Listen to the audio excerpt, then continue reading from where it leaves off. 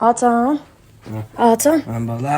Dur bir dəqiqə. Nə olubdu? Dostum Səmirə yox idi. Hə. Onun maması ölübdü. Gedə Maması Allah öldü? rəhmət eləsin, hə. Baba mən yuxudan durmuşam. Fas danışacaqsan da tez ol. Baba necə fas danışım? Tez ol pis işdi telefonda. Göynəmə çayxanaya qoy.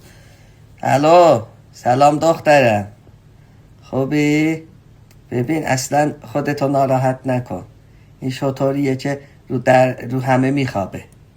Acan pis işdi. میشینه. دیراز نشست میره. Abrım apır. آقا اصلا شطور دیدی ندیده. ببین انشالله صبر آخرت باشه غم اولت دیگه بالاخره. Acanın. Kızak ne çırıktın sen beni koy görmedin.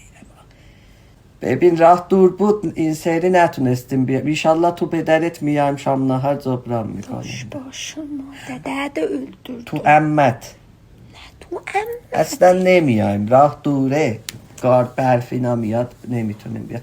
اصلا ببین دخترم رحمت بکنه مادر تو. Daş başıma. خدا رحمت بکنه مادر تو. انشالله قسمت همتون بشه با هم بریم. Ve mənə. Kərbəla. Ve mənə. Kərbəla. İnstada deyirsən hər dilə başarım danışım. Bir daha mənim dostumla fas Baba danışma. yuxudan oyatırsan məni qız, mənə keçiş uvada.